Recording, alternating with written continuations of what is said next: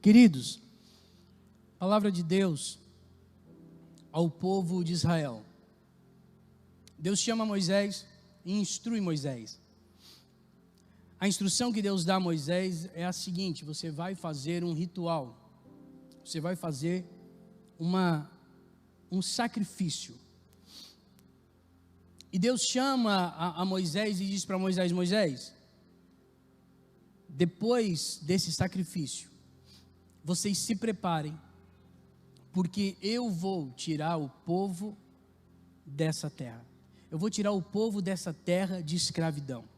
Vai ser a última noite que vocês vão passar. Obrigado, Regi. Vai ser a última noite que vocês vão passar nesse lugar. Os egípcios que vocês estão vendo agora, vocês nunca mais vão ver, porque eu vou tirar vocês com mão forte daqui. E Deus dá um ritual para o povo de Moisés, para o povo de Israel. E o ritual está no capítulo de número 12, no verso 1. Mas o verso que nós lemos, Deus ele está instruindo a Moisés e a todo o povo, para quê? Para que quando o povo saísse da terra da escravidão e fosse para a terra prometida, e depois de estar na terra prometida, quando os filhos perguntassem, ou alguém perguntasse: que festa é esta? Por que nós estamos fazendo isso? O povo teria que dizer o motivo pelo qual estava fazendo aquilo. E a pergunta que eu faço nessa noite é: se nós perguntássemos hoje para os nossos filhos, o que é Páscoa? Quem sabe hoje você já brincou com ele lá, já escondeu o ovo, já correu, já deu presente, já deu brinquedo. Mas se você perguntasse hoje para o seu filho: filho, o que é Páscoa? Ou se o seu filho fosse perguntado por alguém lá na escola onde ele está, o que é Páscoa? Sabe, às vezes a resposta para essa pergunta seria coelhos, ovos, brinquedos, e quem sabe algumas coisas mais que a gente poderia pontuar aqui. E não seria estranho a gente ouvir isso. E por quê? Porque tudo que nós vimos em relação à Páscoa nesse período é relacionado a isso. É relacionado a coelho, é relacionado a ovo, é relacionado a presente. Cada praça, cada loja, cada esquina que você vai, cada propaganda que você assiste, a intenção deles é vender essa ideia. Um coelhinho bonitinho, branquinho, fofinho, que não sei como, mas coloca um ovinho de chocolate e todo mundo gosta. A ideia da sociedade é essa. A ideia da sociedade é vender isso. Algo totalmente diferente, desconecto daquilo que a gente conhece. Então, quem sabe, se você perguntasse para o seu filho, ou seu filho fosse indagado o que é Páscoa, não se espante se ele respondesse isso. É o coelhinho que veio trazer um ovo, é um brinquedo, é um momento de a gente brincar, de a gente trocar presentes. Não estranhe se ele pensasse assim. Mas se nós fôssemos indagados o que é Páscoa, se a gente fosse chamado e dissesse: escuta, o que é Páscoa? Eu não ficaria admirado se alguns adultos, e até mesmo cristãos, dissessem que também tem coelhinho, tem ovo e tem presente. Porque, diferente do povo de Israel, do povo que nós lemos aqui, a gente não tem esse costume de passar esse conhecimento, essa sabedoria para os nossos filhos. Então, provavelmente, muitos de nós também não temos ideia do que é uma Páscoa. Não temos nem ideia de como surgiu a Páscoa, ou passuge no seu original, que quer dizer passagem, que foi justamente quando o anjo da morte estava passando pelo Egito, e ele começa a contemplar as casas com sangue nos umbrais, e ele começa a trazer livramento para o povo de Israel ainda no Egito. Mas a verdade é que a Páscoa, ela tem um significado muito mais poderoso e atraente para quem a conhece. Para quem lê a Bíblia, para quem conhece a história, a gente fica maravilhado, irmãos, quando a gente começa a falar da Páscoa, e principalmente da nossa Páscoa. O pastor Joel esteve aqui no começo falando sobre essa Páscoa da sociedade, ovo, brinquedo. Falou sobre a Páscoa dos judeus, que era um pouco diferente, mas era a sombra de tudo aquilo que estaria acontecendo nos nossos dias. Mas a nossa Páscoa, quando a gente olha para Jesus, quando a gente olha para o que Ele estava fazendo e construindo, quando a gente começa a entender o que é Páscoa, o sentido real dessa palavra, quando a gente começa a entender o que esses dias simbolizam para quem é cristão, a sexta-feira, quando Jesus é entregue, o sábado e o domingo, quando a gente começa a entender isso, a gente começa a entender que é muito mais profundo, que é muito mais poderoso do que a gente pode imaginar. A Páscoa, no Antigo Testamento, no capítulo de número 12 que nós lemos aqui, ela tem um relato muito rico, com detalhes. E se você ainda não conhece a história, eu convido você, quando chegar em casa, abra em Êxodo, capítulo de número 12, e o verso de número 1, e faça uma leitura detalhada, e você vai entender um pouquinho do que é a Páscoa judaica. Mas quando a gente fala do Novo Testamento, em 1 Coríntios, capítulo de número 5, o verso de número 7, Paulo vai dizer assim: purificai-vos, pois, do fermento velho, para que sejais uma nova massa, assim como estáis sem fermento, porque Cristo, nossa Páscoa, foi sacrificado por nós.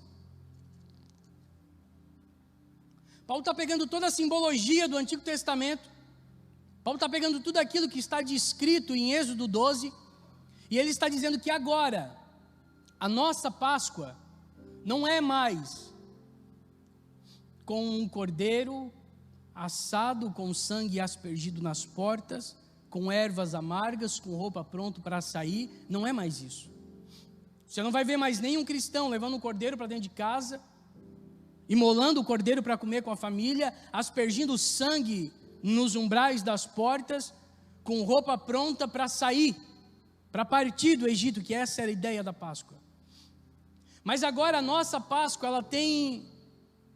ela tem uma dimensão maior, porque agora Cristo, Paulo está dizendo que Cristo é a nossa Páscoa. E quando Paulo fala que Cristo é a nossa Páscoa, então nós temos que nos remeter ao sacrifício de Jesus, porque foi no sacrifício de Jesus que a nossa Páscoa aconteceu. E no sacrifício de Jesus, nós vamos pelo menos relatar 3 coisas que aconteceram, que nos dá motivo de nós celebrarmos a Páscoa. Amém? E a primeira delas é que Páscoa é a celebração da liberdade.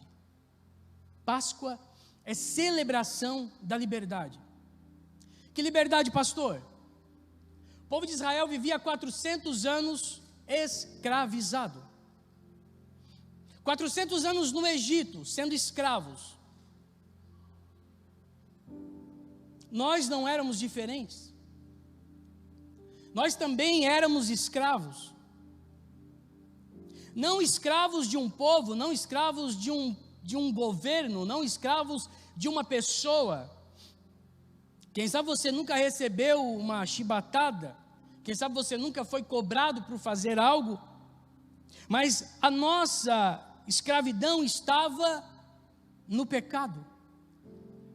Paulo vai escrever aos Romanos, no capítulo número 6, e o verso 20, ele vai dizer assim: porque quando éreis escravos do pecado, todos nós éramos escravos do pecado, todos nós vivíamos debaixo de um jugo, de uma condenação.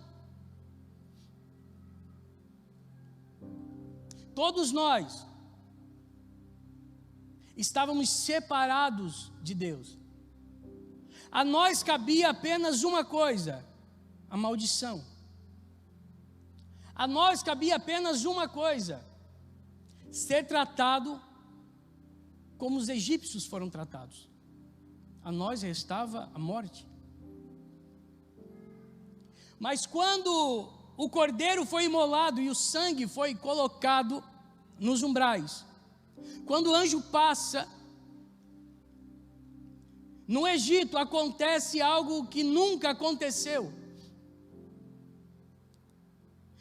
E aquele homem, Faraó, ele já não quer mais nem saber do povo de Israel no seu território. Ele convida o povo a sair do seu território. E comigo e com você não foi diferente. Nós estávamos escravos desse mundo, vivíamos debaixo de um jugo de pecado. Mas quando Jesus Cristo foi colocado na cruz, quando Ele no madeiro foi pregado, eu e você recebemos um aval, uma carta de alforria. Nós fomos livres do poder do pecado.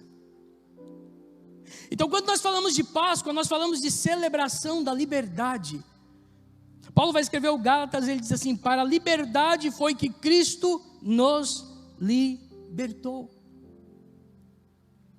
Paulo está dizendo: Deus chamou vocês, Jesus morreu por vocês por uma coisa, para que vocês sejam livres. Você é livre? Você tem isso com você? Você é livre? Você realmente consegue dizer: não, eu sou livre do pecado, eu sou livre? Sabe, quando o povo de Israel estava saindo do Egito, irmãos, no Egito era choro, no Egito era desgraça, no Egito era dor, porque eles estavam perdendo o primogênito de cada casa. Você já imaginou, por onde você passasse, alguém estava chorando a morte de um filho, de um ente querido? Mas no meio desse sentimento todo, havia um povo que estava sendo liberto de um cativeiro de 400 anos. A felicidade estava estampada no rosto daqueles homens e daquelas mulheres. O choro, o grito daquelas pessoas não estavam entrando nos ouvidos do povo de Israel. Eles estavam saindo por aquelas ruas, celebrando a liberdade que foi alcançada. E eu e você não somos diferentes. Nós temos que chegar neste lugar com um sorriso nos nossos lábios, uma canção na nossa boca, porque Cristo nos libertou. Não vem de mim. E por mais que você seja uma pessoa muito boa, generosa, também não vem de você. A nossa liberdade, ela vem apenas de uma pessoa. Ela vem de Jesus Cristo, do sangue que foi derramado no madeiro. Quando o sangue estava no madeiro, quando o sangue estava nos umbrais e o anjo passava, o povo estava sabendo: está acontecendo, daqui a pouco nós vamos nos levantar e nós seremos livres desse jugo. Quando Jesus Cristo foi para o madeiro, eu e você celebramos, porque quando Ele deu o último suspiro, o véu do templo se rasgou. Quando Ele disse: tetelestai, tudo está consumado, eu e você alcançamos a liberdade em Cristo. Nem era para a gente estar aqui, nem era para você estar aqui hoje, mas porque Ele um dia se entregou, eu e você podemos celebrar a liberdade que há em Cristo Jesus. A segunda coisa que nós podemos celebrar na Páscoa é a vida. A vida. Jesus, Ele mesmo venceu a morte. A morte, ela não foi suficiente para segurar Jesus. A morte não foi suficiente. Quando Jesus é colocado no madeiro, quando a sexta-feira vai se encerrando e eles tiram o corpo do madeiro e eles levam até o sepulcro, e quando as mulheres vão ao sepulcro e não conseguem ver o corpo de Jesus, Paulo ele vai escrever em 1 Coríntios, capítulo 15 e versículo 55. Ele vai dizer: onde está a morte, a tua vitória? Onde está a morte, o teu aguilhão? A morte foi vencida. Se tem uma coisa que nos assusta, irmão, é a morte. A pandemia estava aí. Pensa em gente que tinha medo de morrer. Quem quer ir para o céu? Todo mundo. Quem quer morrer? Melhor esperar o arrebatamento. A morte, ela nos amedronta. A morte, ela nos causa medo, nos causa pavor. Coloca uma pessoa numa UTI, estado terminal. Diz que ela precisa fazer um transplante de 15, 40, 30, 50, 100 mil. Irmão, ela vende casa, ela vende carro, ela vende tudo. Mas ela quer viver mais algum tempo aqui. Porque a gente tem medo da morte.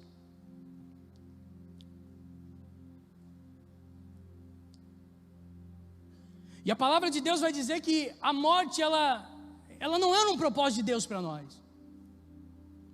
Romanos capítulo de número 5 e verso 12 diz: portanto, assim como por um só homem entrou o pecado no mundo, e pelo pecado a morte.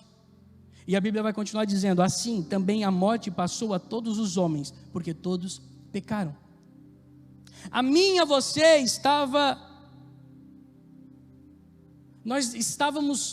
a nossa história foi escrita para não ter a morte. Quando Adão ele entra no paraíso, ele não entra com uma data de saída.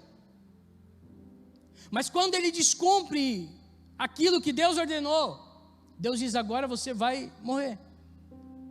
E esse pecado, esse castigo, ele estava sobre a minha e a sua vida também. Mas, se Adão não conseguiu vencer a desobediência, e pela desobediência de Adão veio a morte, e se a morte alvorou sua vitória sobre a vida de Adão, a Bíblia vai dizer que para o segundo Adão, que é Jesus Cristo, a morte teve que se curvar. O túmulo vazio estava ecoando, dizendo: ei, a morte não consegue segurar esse homem. Aquele túmulo estava dizendo: não há poder maior que consiga segurar esse homem aqui. Nós não estamos conseguindo, porque a palavra de Deus vai dizer que Jesus desce, ele vai lá, pega a chave do inferno e da morte. Irmãos, os aguilhões da morte são rompidos.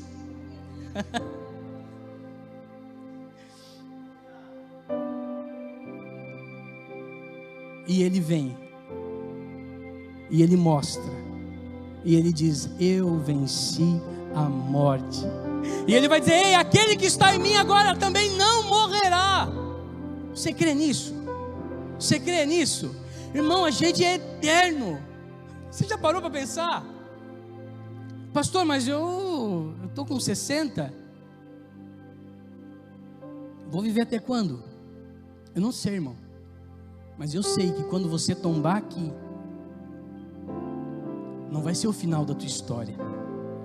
Quando você tombar aqui, você vai se erguer lá, e você vai esperar aqueles que ainda não foram.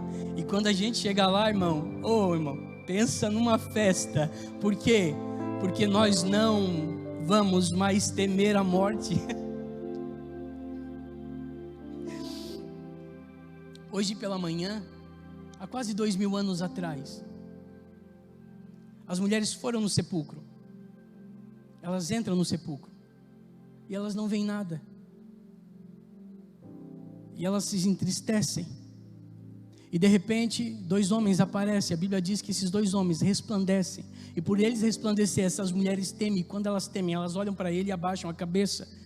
E a pergunta dele é: por que vocês estão aqui? Vocês estão procurando quem aqui? Ele não está mais aqui, ele ressuscitou. Eu não sei como é que você reagiria, eu não sei como eu reagiria, mas eu penso que quando elas ouvem aquilo, elas saem daquele lugar tendo a certeza de que as promessas que foram entregues estavam sendo cumpridas. Quando ele diz: ele não está aqui porque ressuscitou, ele está dizendo: ele venceu a morte, e eu e você também vencemos, porque como nós nós somos sepultados com Ele na sua morte, nós também seremos glorificados com Ele na sua vida. Então a Páscoa, ela não é só a celebração da liberdade, a Páscoa é a celebração da vida. Da vida. Você tem vida aí? Tem vida aí? Você crê que Jesus ressuscitou por você? Você crê que esse ato de se ressuscitar foi por você também? É vida. É por isso que na Páscoa, irmão, a gente celebra isso, a gente celebra a vida. Mas na Páscoa, a gente também celebra,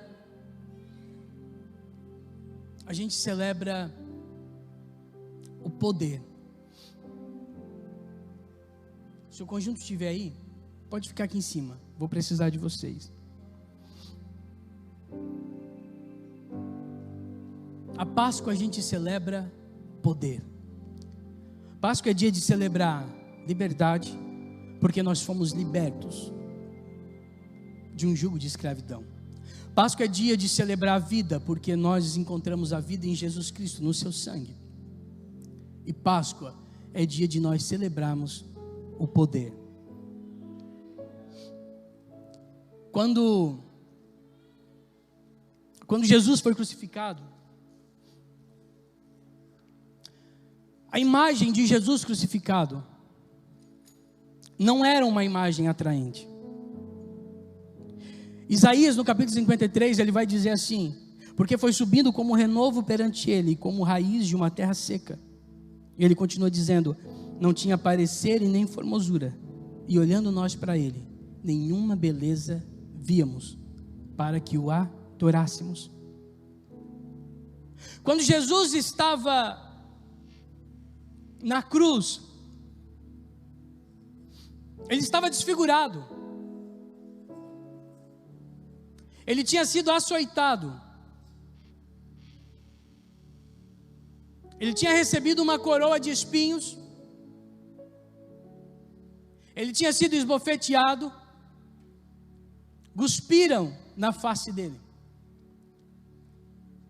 fizeram com que ele carregasse uma cruz até o Gólgota. Quando eles colocam Jesus pendurado numa cruz, a visão que as pessoas têm não é de um Deus, não é de um Messias. Quando ele está na cruz, a visão que as pessoas têm dele não é de alguém que tem poder.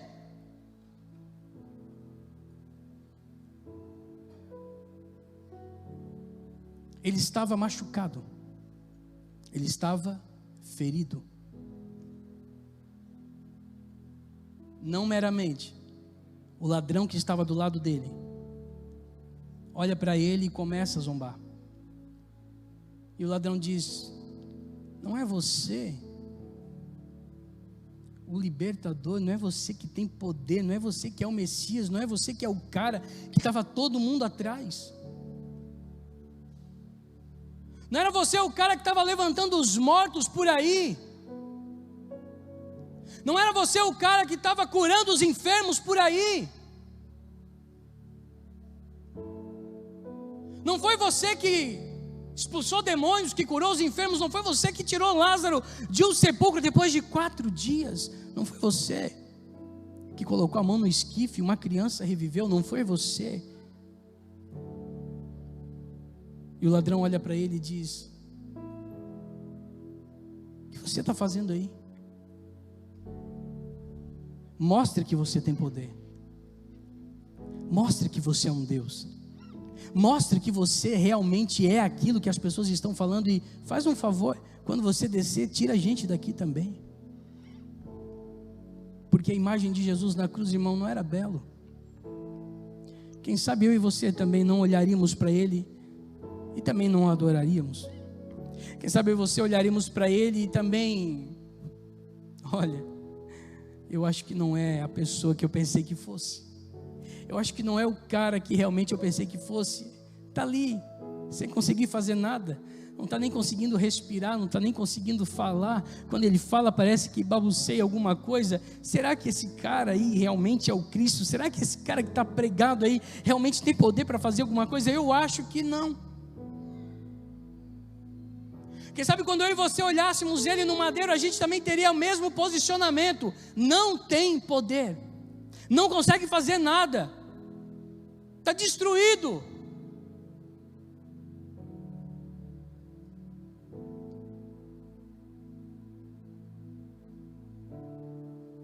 A palavra de Deus vai dizer que Deus não consegue olhar para Jesus na cruz. 2 Coríntios 5:21 vai dizer: aquele que não conheceu o pecado, ele o fez pecado por nós. Diz para mim uma coisa: quantos pecados você já cometeu até hoje? Só você, não acusa ninguém não, senão é mais um. Mas quantos pecados você cometeu até hoje? Agora pensa, quantos pecados nós cometemos até hoje? Agora pensa, quantas pessoas nessa cidade pecaram hoje? Agora pensa, quantas pessoas no mundo pecaram? Agora pensa na atrocidade de cada pecado, porque quem sabe você nunca matou ninguém, mas tem gente que já matou, que já estuprou, que já fez coisas horríveis. Agora pensa em todos esses pecados, não só meus, não só os seus, mas o pecado de toda a humanidade agora sendo colocado sobre Jesus.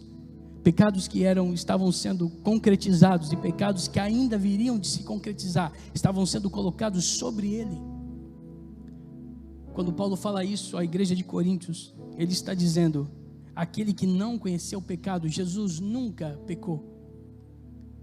Mas Paulo está dizendo, ele, Deus, o fez pecado por nós. Todo o pecado da humanidade estava recaído sobre Jesus. É por isso que ele clama na cruz: Deus meu, por que me desamparastes? Deus não estava conseguindo olhar para Jesus naquela cruz, porque os nossos pecados transfiguraram aquele homem.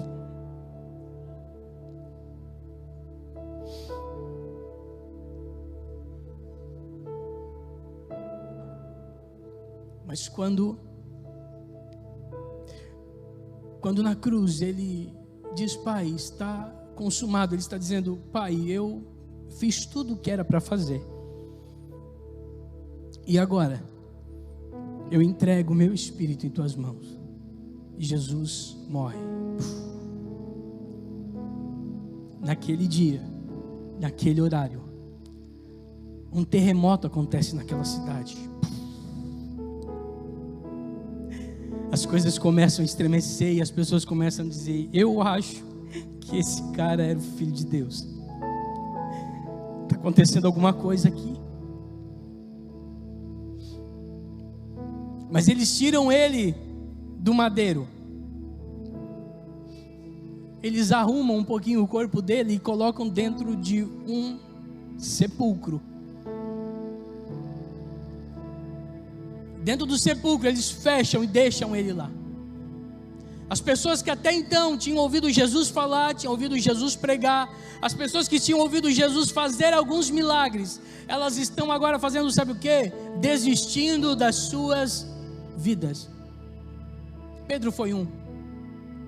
Poxa, nós andamos com ele, o cara fez tanta coisa legal, me fez até andar sobre as águas, mas agora está aí, morreu. Os discípulos de Emaús também estavam indo embora. Ninguém quer ficar com quem parece que é derrotado, irmão.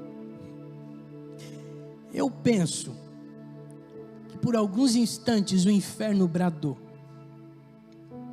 Eu penso que por alguns instantes o inferno pensou: nós conseguimos. Uau, nós conseguimos. Nós conseguimos. Nós matamos o Filho de Deus.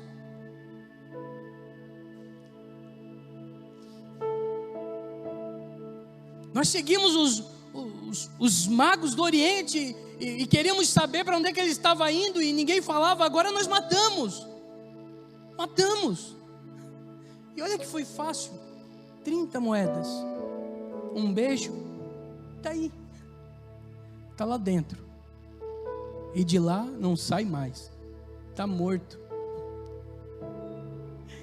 Eu penso que algumas pessoas pensaram, não era o Filho de Deus, porque se fosse, não padeceria do jeito que padeceu. Mas no domingo pela manhã, alguma coisa começa a acontecer, irmãos. No domingo pela manhã, algumas pessoas vão chegando e vão dizendo: sabe o que aconteceu? Parece que Jesus ressuscitou. Tá de brincadeira? Que? Parece. As mulheres foram lá, não encontraram. Não, para aí, então nós vamos lá. Eles correm, chegam lá e eles olham e dizem: opa, não está aqui também, é verdade. Mas para aí, gente, será que não esconderam o corpo? Será que não botaram em algum lugar? Será que não fizeram alguma brincadeira? Será que não estão brincando com a gente? Aí Jesus começa a aparecer. Aí alguém que estava indo embora diz: olha, nós estávamos indo embora pelo caminho, mas de repente começou a arder o nosso coração e a gente voltou. E deixa eu dizer para vocês, era Jesus. Aí eles estão dentro de uma casa, de um quarto, porta fechada, tudo trancafiado, porque quem matou Jesus também queria matar quem era seguidor de Jesus. E de repente, do nada, Jesus cruza a parede, chega no meio deles e diz: e aí, gente, tudo bem com vocês? Estou aqui. Oh! O quê? Não pode. Você estava morto. Eu vi eles perfurando o seu lado, eu vi que não saiu mais nem sangue, mas está aqui. E as mãos? Está aqui. Não pode. Pode. Vocês têm água aí? Vocês têm peixe aí? Me dá um pouquinho. Aí alguém diz: gente, vocês não sabem o que aconteceu. A gente estava aqui fechado e Jesus apareceu aqui. Alguém disse: você está ficando louco, rapaz, não acontece isso. Eu vou até acreditar, mas agora eu vou acreditar se eu ver. Ah, é? Então tá. Estavam reunidos de novo. E como é que Jesus chega? Do mesmo jeito. Atravessa a parede e diz: estou aqui. Quem é o incrédulo aí? Vem cá, bota a mão aqui, toca aqui, sou eu. Ah, você não está entendendo, irmão. Ele ressuscitou. Mas ele não só ressuscitou, não. Paulo, quando vai escrever a igreja de Filipos, ele diz assim: de sorte que haja em vós o mesmo sentimento que houve em Cristo Jesus. Para, irmão, ficar melhor assim, ó. Vamos se colocar de pé, por favor. Vocês vão me ajudar, tá? Paulo diz assim à igreja de Filipos: de sorte que haja em vós o mesmo sentimento que houve em Cristo Jesus, pois mesmo sendo Deus, não teve por usurpação ser igual a Deus. Antes, a si mesmo se esvaziou, assumindo a forma de servo, tornando-se semelhança de homens, e homens reconhecidos em figura humana. 8. E a si mesmo se humilhou, tornando-se obediente até a morte, morte de cruz. Pelo que também, agora você vai bradar comigo, tá? Pelo que também Deus o exaltou de sobremaneira, e lhe deu um nome que está acima de todo o nome. Lhe deu um nome que está acima de todo o nome. E diz: para que ao nome de Jesus se dobre todo o joelho, nos céus, na terra e debaixo da terra, e que toda língua confesse que Jesus Cristo é o Senhor, para a glória de Deus